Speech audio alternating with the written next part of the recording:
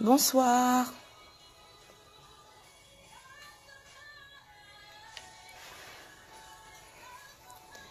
Bonsoir à tout le monde. Bienvenue sur notre direct. Je suis le pasteur Charlie Dorigo, comme vous vous en doutiez. C'est la 3e session de notre rubrique « Et si on parlait mariage ?» J'espère que depuis la dernière fois, vous allez tous bien. Que Dieu vous bénisse. Bonsoir Julie. Bonsoir Chancia, Darika. Coucou Katia. Je t'aime aussi. Je vais attendre quelques instants avant de commencer. Coucou Graviela, la mariée. La musique c'est bon? Le son c'est bon?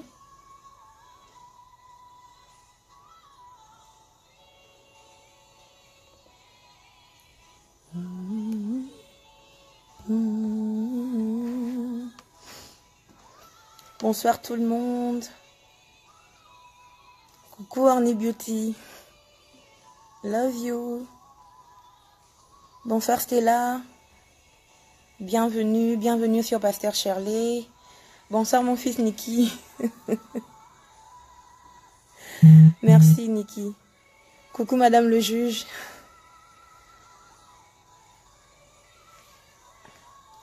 Coucou Lizzie. Bonsoir famille. Merci de nous retrouver. Coucou Mo.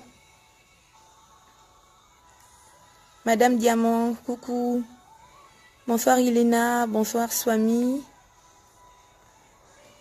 Swani.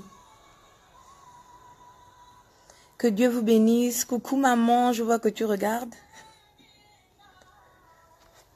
Que Dieu vous bénisse. Merci d'être connecté. Je crois que on est dans les temps. Cette fois-ci, on n'est pas en retard. Antonia? Très bien. Alors, je crois qu'on va commencer. Meilleurs vœux à tous, meilleurs vœux, bonne année, que le Seigneur vous bénisse durant toute cette année. C'est l'année des grandes conquêtes et je crois que l'esprit de conquérant est déjà sur nous et que nous serons plus que vainqueurs dans tout ce que nous entreprendrons. Coucou Laetitia, mon amie. Bonsoir Roberto. Alors, je vais prier. Seigneur notre Dieu, nous te rendons toute la gloire parce que c'est toi qui nous permets de pouvoir nous retrouver. Je crois dans le nom de Jésus-Christ de Nazareth que ton Esprit Saint a déjà tout disposé. Merci pour la révélation qui est relâchée pour transformer les vies, pour restaurer les foyers. Oh Dieu, pour transformer les mentalités dans le nom de Jésus. Merci parce que nous croyons qu'au travers de ta parole, tu viens équiper ceux et celles qui sont déjà mariés afin de tenir ferme dans leur mariage, afin de pouvoir le mener à bien, Seigneur, au nom de Jésus. Merci parce que je crois également que tu équipes, Seigneur mon Dieu, ceux qui ne sont pas encore mariés, afin que lorsqu'ils rentreront dans le mariage, qu'ils aient les outils nécessaires, Éternel mon Dieu, pour que leur mariage ressemble à un Éden, Seigneur, dans le nom de Jésus-Christ de Nazareth. Merci, ô Dieu, pour ta présence. Merci, Seigneur, de te servir de moi, Éternel mon Père et mon Dieu, afin que la multitude soit bénie, dans le nom de Jésus-Christ de Nazareth. Amen. Coucou, Slainatsuna Fashion. Bienvenue tout le monde. Alors, il y a 2 semaines, je parlais du fait de quitter. J'étais toujours sur le même passage biblique de Matthieu 19, à partir du verset 3. J'expliquais que il y a des gens qui sont mariés mais qui ne veulent pas quitter. Alors que la Bible est très claire. Adam parle en disant c'est pourquoi l'homme quittera son père et sa mère pour s'attacher à sa femme. Et je disais également que il faut quitter non pas seulement notre père ou notre mère, non pas seulement notre famille, mais il faut quitter également notre caractère, il faut quitter nos mauvaises pensées, nos mauvaises habitudes, il faut quitter nos relations passées, il faut quitter ce que nous avons connu qui n'allait pas en accord avec le mariage, parce que lorsque nous rentrons dans le mariage, nous ne sommes plus des personnes ordinaires. Nous devenons une entité que Dieu utilise pour accomplir ses desseins sur la terre. Et donc aujourd'hui, je vais donc continuer. Non, j'ai oublié un point. Je disais également que j'ai rencontré plusieurs femmes qui se plaignent de ce que leur mari ne les aide pas. Et je parlais un peu de mon expérience parce que moi aussi je me plaignais et jusqu'à ce que le Saint-Esprit me dise en réalité, si tu as bien lu la parole, l'aide c'est toi et ce n'est pas lui. Si votre mari vous aide parce qu'il vous aime et parce que vous êtes sa femme, rendez gloire à Dieu et dites-lui merci, célébrez-le. Mais s'il ne le fait pas, ce n'est pas non plus un péché et cela ne devrait pas être une raison de se plaindre et de se morfondre ou de penser que votre mari est l'homme le plus méchant de la terre. Et je disais également aux hommes que Dieu dit il n'est pas bon que l'homme soit seul, je lui ferai donc une aide semblable à lui. Et donc je disais que si vous voulez que votre femme soit celle que vous avez pensée dans votre cœur, alors montrez-lui l'exemple parce que elle est l'aide semblable à vous. Elle est semblable à vous et ce n'est pas le contraire. Donc vous devez lui montrer l'exemple. Vous devez faire tout ce qu'il faut pour que votre femme ressemble au rêve que Dieu a pensé dans votre cœur. Alors aujourd'hui, je vais continuer sur le même passage et je vais donc lire la parole de Dieu, Matthieu 19, à partir du verset 3. Des pharisiens s'approchèrent de lui avec l'intention de lui tendre un piège et lui demandèrent « Un homme a-t-il le droit de divorcer d'avec sa femme pour une raison quelconque ?» Il leur répondit « N'avez-vous pas lu dans les Écritures, verset 4, qu'au commencement, le Créateur a créé l'être humain, homme et femme ?» Je lis donc dans la version Semeur. Et qu'il a déclaré, c'est pourquoi l'homme quittera son père et sa mère pour s'attacher à sa femme, et les deux ne feront plus qu'un. Ainsi, ils ne sont plus deux, ils font un. Que l'homme ne sépare donc pas ce que Dieu a uni. J'aimerais qu'on s'arrête sur la phrase qui suit. C'est pourquoi l'homme quittera son père et sa mère pour s'attacher à sa femme, et les deux ne feront plus qu'un. La dernière fois, je disais qu'il fallait quitter. Et le plus souvent, on quitte. On quitte, mais l'erreur qu'on fait, c'est qu'on quitte pour ne pas s'attacher. Il y a des personnes qui sont mariées, mais qui ne sont pas attachées. La Bible déclare que l'homme quittera son père et sa mère pour s'attacher. C'est le but pour lequel vous devez quitter votre père et votre mère, selon Matthieu 19, à partir du verset 4. L'homme quittera son père et sa mère pour s'attacher à sa femme. Et tout de suite, au travers de par rapport, pour appuyer ce passage, j'aimerais qu'on aille dans le livre de la Genèse, Genèse 2, à partir du verset 18.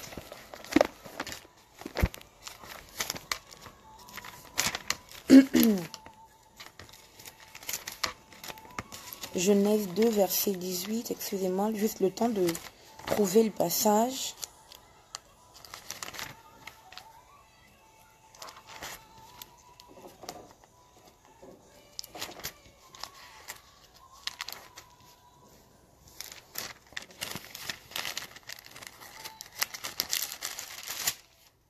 Alors, Genèse 2, verset 18, la Bible dit, Dieu parle. L'Éternel Dieu dit, « Il n'est pas bon que l'homme soit seul, je lui ferai une aide qui soit son vis-à-vis. » Dans d'autres versions, donc dans la version Louis II, je lui ferai une aide semblable à lui. Dieu a dit qu'il n'est pas bon que l'homme soit seul. Et donc, il lui fera une aide semblable à lui. Messieurs, le remède à la solitude que vous ressentez, mesdames, le remède à la solitude que vous ressentez, c'est votre époux, c'est votre femme. Dieu dit, il n'est pas bon que l'homme soit seul, donc je lui ferai une aide semblable à lui. Le problème, c'est qu'il y a des hommes et des femmes qui quittent mais ne s'attachent pas. ils ont quitté leur famille, leur père, leur mère. Ils sont rentrés dans le mariage, mais ils se sentent toujours aussi seuls. Du moins, si l'un ne se sent pas seul, mais que l'autre se sent seul, je vais vous donner les raisons en fait, qui font qu'on se sent toujours seul, même quand on est marié, même quand on a quitté. Le problème, c'est qu'on ne s'est pas attaché. On a quitté pour s'attacher à notre ordinateur. On a quitté pour s'attacher à nos projets. On a quitté pour s'attacher à notre vie. On a quitté pour s'attacher à notre compte Facebook. On a quitté pour s'attacher à notre téléphone. C'est-à-dire que il y a des couples qui fonctionnent ainsi. Ils se disent, bon, j'ai beaucoup de travail, j'ai beaucoup de recherches, je vais donc accorder à ma femme par mois un jour où je lui réserverai un week-end. Tout ça, c'est bien. Mais la base, c'est d'abord que vous ne pouvez pas être marié.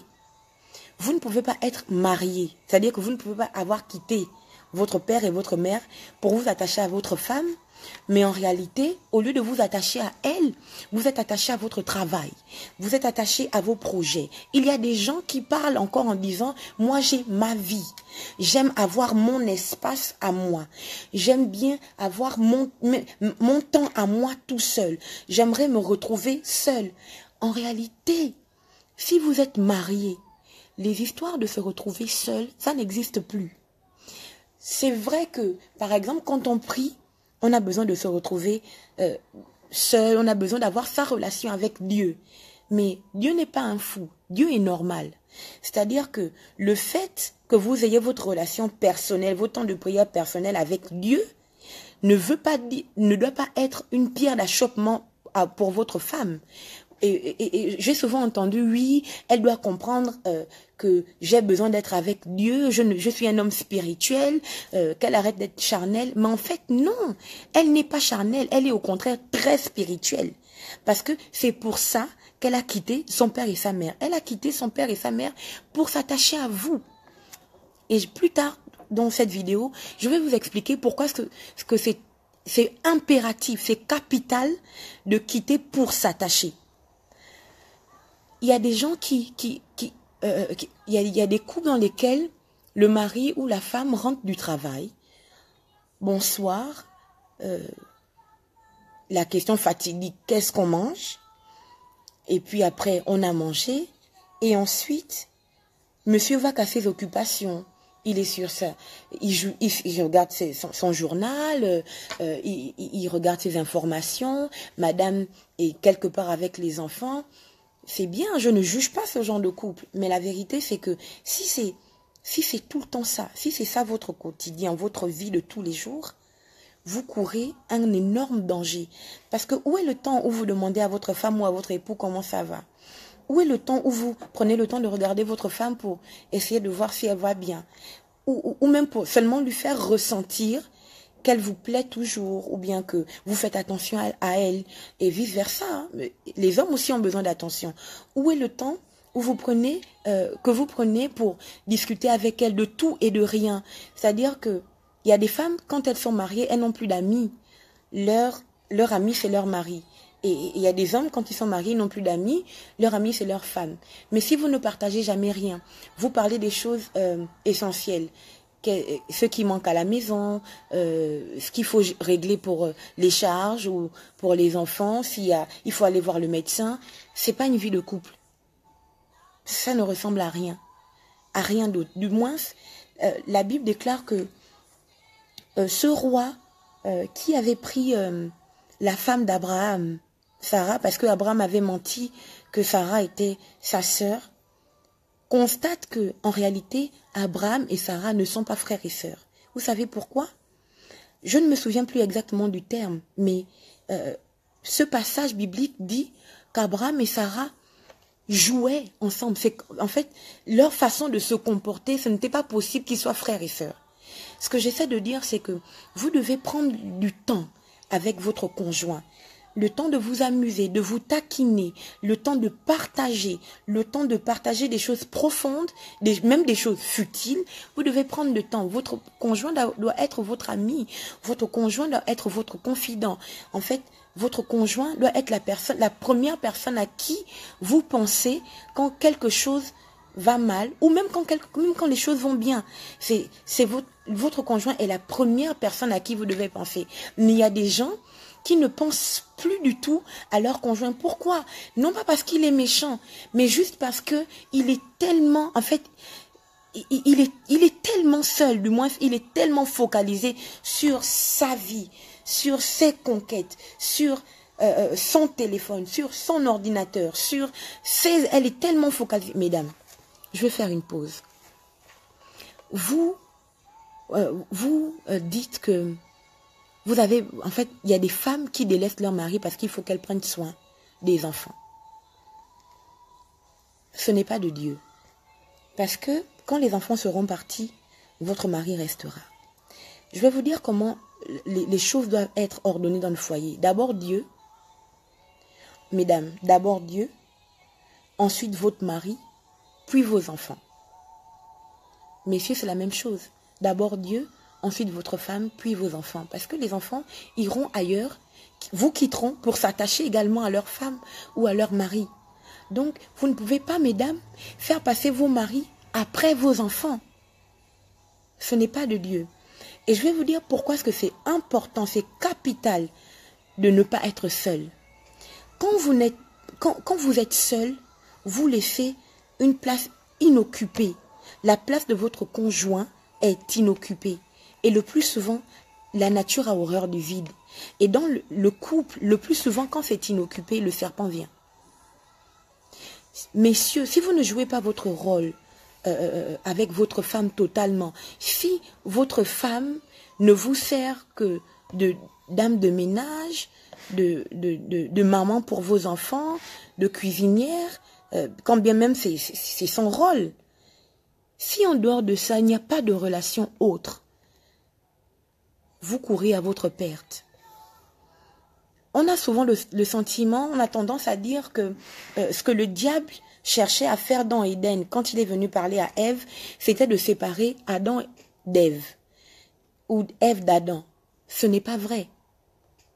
Satan ne cherchait pas à séparer Adam et Ève.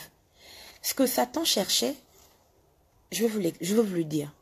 Quand il vient parler à Ève, il n'a pas le temps. C'est-à-dire que lui, il n'a pas le temps. Comprenez que Satan, ce n'est pas son problème. Son problème n'est pas de vous séparer. Il vient, il dit, est-ce que Dieu a réellement dit? En fait, tout de suite, il n'engage même pas le sujet sur Adam. Il ne parle pas d'Adam. Il parle directement de Dieu. En fait, quand il vient casser dans l'esprit d'Ève la vérité de la parole de Dieu. Ce que Satan cherche à faire, une fois que vous laissez le vide à côté de vous, quand monsieur, vous ne prenez pas votre place, ou madame, vous ne prenez pas votre place, quand le serpent arrive, il ne vient pas forcément pour vous séparer. Le serpent vient casser la présence de Dieu dans votre couple. Satan, quand il vient vous parler, c'est pour arracher Dieu dans votre couple. Mais c'est encore plus profond. C'est-à-dire que quand Dieu dit qu'il n'est pas bon que l'homme soit seul, c'est la vérité. Parce qu'un homme seul ne peut rien faire. Quand je dis un homme, c'est avec grand H. Un homme seul ne peut absolument rien faire. La Bible déclare que deux valent mieux qu'un. Un homme seul ne peut absolument rien faire. Et Satan sait que le raccourci pour détruire un couple, c'est ôter Dieu. Dieu lui-même n'est pas seul. D'ailleurs, quand il dit qu'il va créer l'homme, il dit faisons l'homme. Ça veut dire que Dieu n'est pas seul. N'est-ce pas? Il dit faisons l'homme à notre image. Donc Dieu lui-même n'est pas du tout seul. Et je ne peux pas, enfin, ce n'est pas, c'est difficile à comprendre que des personnes se sont sacrifiées, ont travaillé à ce que leur couple aille jusqu'au mariage, et quand ils arrivent au mariage, ils sont complètement seuls. Ils sont ballottés ça et là par, non pas la parole de l'évangile de Jésus-Christ, mais par la parole de l'évangile de Satan le diable. Pourquoi? Parce que madame se retrouve toute seule, parce que monsieur est trop occupé par son travail. Monsieur se retrouve tout seul parce que madame est trop concentrée à rendre la maison propre, à s'occuper des enfants, à s'occuper de sa propre vie. Dieu dit qu'il n'est pas bon que l'homme soit seul, parce qu'il n'est pas bon que l'homme soit seul. Quand Satan vient tenter Ève, vient séduire Ève. Il vient la séduire pour la détourner de Dieu. Une fois qu'il a détourné de Dieu, leur foyer est fini. Or, si Adam était là, je ne crois pas que Satan, le diable, aurait eu la même force. D'ailleurs, quand je vous dis qu'il n'est pas venu pour séparer Ève d'Adam, après le drame d'Éden, Adam et Ève sont restés ensemble jusqu'à leur mort. D'ailleurs, Adam et Ève étaient tellement en symbiose que quand Adam arrive, il fait exactement ce que Ève lui demande de faire. Il mange le fruit. Vous comprenez? Ça veut dire que le but que ce serpent poursuivait, ce n'était pas forcément de les séparer. C'était d'ôter Dieu de leur foyer. Et Dieu a été, j'ai pas envie de dire banni, mais du moins, ils ont perdu la présence de Dieu dans leur mariage, dans leur foyer, parce que Ève était seule et Adam était seul. Alors, si vous quittez, la Bible dit, l'homme quittera son père et sa mère pour s'attacher à sa femme. Si vous quittez, allez-y jusqu'au bout. Quittez pour vous attacher. Quittez pour vous attacher à vos maris, mesdames. Quittez pour vous attacher à vos femmes, messieurs. Organisez-vous pour avoir du temps ensemble. Organisez-vous. Vous savez, messieurs, les femmes n'ont pas besoin de beaucoup. Vous rentrez, vous la chahutez, ça la fait rire, c'est réglé. Travaillez à votre bonheur. Ne vous dites pas que le travail, c'est le plus important parce que c'est le travail qui me permet de prendre soin d'elle et des enfants. C'est la vérité. Mais vous savez très bien que si votre foyer est en danger, vous ne serez plus concentré au travail. Et c'est quoi la priorité? La priorité, c'est votre famille parce qu'il n'y a rien de plus précieux que la famille. Dieu est le Dieu des familles. Dieu a toujours été un père. Dieu a toujours été un Dieu. En fait, il ne s'est pas suffi. Ce n'était pas suffisant pour lui d'être simplement Dieu. Il avait besoin également d'être un père. Donc vous comprenez que la famille est extrêmement importante pour Dieu. C'est pour ça que vous devez revoir vos priorités. Vous devez quitter pour vous attacher à vos conjoints, messieurs, à vos dames, à vos femmes, mesdames, à vos maris. Le remède contre la solitude que vous ressentez, quand bien même vous êtes mariés, c'est votre conjoint. Messieurs, si vous vous sentez seul, vous avez le sentiment qu'elle ne vous aide pas, qu'elle ne vous comprend pas, qu'elle ne va pas dans la même direction que vous. Mais c'est parce que vous la laissez seule. Vous ne lui dites pas, voici j'ai tel projet, donne-moi tes idées, voici ce que je vois, voilà comment j'aimerais qu'on améliore notre quotidien, voici ce que je fais au travail. Racontez-lui votre vie. Elle ne demande pas grand-chose. Racontez-lui votre vie. Dites-lui ce que vous attendez d'elle. Taquinez-la, messieurs, mesdames, faites à votre mari du bien. Ne le laissez pas. Vous savez, je vais vous raconter un peu ma vie. Vous savez, mon mari, c'est quelqu'un qui ne parle pas beaucoup. Au début, je me suis dit, mais c'est quoi ce genre d'homme? Il ne parle pas. On n'a aucun problème, mais il ne parle pas. Il est comme ça. Et puis, j'ai commencé à l'embêter, à parler. Il me dit, Shirley, tu parles trop. Shirley, tu parles trop. Aujourd'hui, ça fait 10 ans. Maintenant, il me dit plus, Shirley, tu parles trop. Il fait le smiley. C'est un peu pour vous faire rire. Il fait le smiley WhatsApp. Vous savez. Mais ça l'amuse. Il rigole. Et aujourd'hui, en fait, je me suis dit, je ne peux pas. Moi-même, je suis une pipelette. Donc, je me suis dit, je ne peux pas être dans un foyer où le mari ne parle pas. Du coup, ce n'est pas une pipelette. Hein, mais il fait des efforts. Il me taquine. Il parle. Il raconte. Et mesdames, donc vous devez vous battre. Vous devez vous battre jusqu'au bout pour que votre mari, même s'il vous dit que vous êtes une pipelette, vous accorde du temps pour que vous soyez une pipelette en puissance. Vous voyez ce que je veux dire? Donc quittez pour vous attacher. Parce qu'il n'est pas bon que l'homme soit seul. Que Dieu vous bénisse et dans 2 semaines. Voilà, je vais prier. Seigneur, merci pour ta parole Merci pour la vérité de ta parole. Nous avons compris, ô Dieu, que le diable ne vient pas forcément pour nous séparer de notre mari ou de notre femme, mais il vient pour ôter ta présence dans notre foyer, afin que nous soyons vulnérables. Mais dans le nom de Jésus-Christ de Nazareth, nous avons compris, Seigneur mon Dieu, que nous ne devons pas lui laisser de l'espace entre nos maris et nous, entre nos femmes et nous, dans le nom de Jésus. C'est pourquoi aujourd'hui, ô Dieu, je prophétise que l'espace qu'il y avait, Seigneur, entre un homme et une femme, Seigneur, dans leur foyer, Seigneur mon Dieu, se réduit maintenant au nom de Jésus. Plus de place aux menteurs, plus de place aux serpents, plus de place aux dévoreurs, plus de place, Seigneur, à celui qui trompe, à celui qui ment, dans le nom de Jésus. Nous venons, Seigneur, contre la solitude dans les foyers. Nous maudissons, Seigneur, le pouvoir de la solitude et nous déclarons qu'il perd pied maintenant dans le nom puissant de Jésus-Christ de Nazareth. Oui, Éternel, oh Dieu, je prie afin que tu sois le socle, Seigneur, de tous les couples qui suivent, Seigneur mon Dieu, cette émission, ce programme, dans le nom puissant de Jésus-Christ de Nazareth. Tu as dit qu'il n'est pas bon, Seigneur mon Dieu, que l'homme soit seul.